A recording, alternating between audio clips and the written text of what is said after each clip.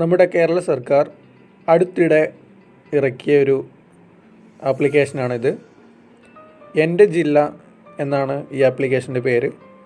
ഇത് നമുക്ക് Google play സ്റ്റോറിൽ ലഭ്യമാണ്.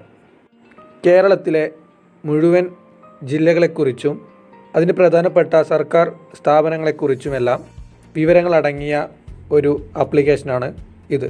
ഞാനൊരു ഉദാഹരണമായി മലപ്പുറം കാണിച്ചു തരാം.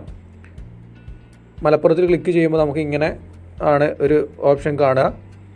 ഇതിനകത്ത് നിങ്ങൾക്ക് നോക്കിയാൽ കാണാം revenue, police, road transport, health, KSEB, agriculture, civil supply, registration, education, അങ്ങനെ ഒരുപാട് ഓപ്ഷൻസ് കാണാം.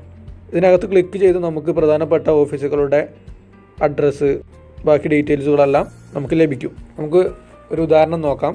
ഇങ്ങനെ ആദ്യം ലോക്കൽ ബോഡി ഇൻസ്റ്റിറ്റ്യൂഷൻ, അതായത് നമ്മുടെ പഞ്ചായത്തുമായി ബന്ധപ്പെട്ട ആ ഒരു ഡീറ്റെയിലാണ് ക്ലിക്ക് ചെയ്തത്. ഇപ്പോൾ ആനക്കയം പഞ്ചായത്ത് സെലക്ട് ചെയ്തു. അപ്പോൾ അതിനകത്ത് നിങ്ങൾക്ക് കാണാം നമുക്ക് ഫോൺ വിളിക്കാനുള്ള ഒരു ഓപ്ഷൻ ഉണ്ട്. അതിൽ നിന്ന് കോൺടാക്റ്റ് കിട്ടും. അതുപോലെ അതിനകത്ത് അഡ്രസ്സ് ഉണ്ടാവും, ലൊക്കേഷൻ ഉണ്ടാവും, അത്യാവശ്യം വേണ്ട ഡീറ്റെയിൽസൊക്കെ അതിനകത്ത് ഉണ്ടാവും. ഇങ്ങനെ ഓരോ ഐക്കണിലും കയറിയാൽ നമുക്ക് ആവശ്യമായിട്ടുള്ള ആ ഒരു സംവിധാനത്തിൻ്റെ അല്ലെങ്കിൽ ഓഫീസിൻ്റെ എല്ലാ വിവരങ്ങളും ഈ ഒരൊറ്റ ആപ്ലിക്കേഷൻ വെച്ച് നമുക്ക് കിട്ടും. ഇവിടെ മറ്റൊരു സവിശേഷത കൂടി ഈ ഒരു സംവിധാനത്തിനുണ്ട്. നമുക്ക് ഏതൊരു സർക്കാർ സ്ഥാപനത്തിൻ്റെയും റേറ്റിംഗ് നമുക്ക് ഇതിനകത്ത് ഇടാൻ കഴിയും, സ്റ്റാറായിട്ട്. ഇതെങ്ങനെയെന്ന് നമുക്ക് നോക്കാം.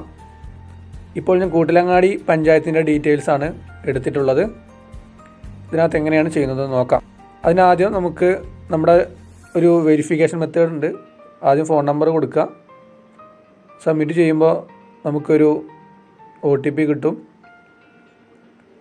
നമുക്ക് കിട്ടിയ OTP ഇതിനകത്ത് കൊടുത്ത് സബ്മിറ്റ് ചെയ്യുമ്പോൾ നമുക്ക് നമ്മുടെ പ്രൊഫൈൽ കിട്ടും. ആ പ്രൊഫൈലിനകത്ത് നമ്മുടെ പേര് നമുക്ക് നോട്ട് ചെയ്യാം.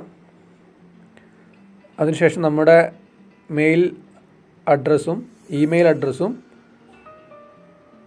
അതിനകത്ത് കൊടുക്കാം.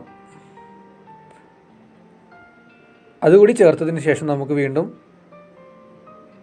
ഓക്കെ അടിച്ചു കഴിഞ്ഞാൽ നമുക്ക് അടുത്ത പ്രൊസീജിയറിലേക്ക് പോകാം. രജിസ്റ്ററിൽ ക്ലിക്ക് ചെയ്താൽ രജിസ്റ്റർ ആവും.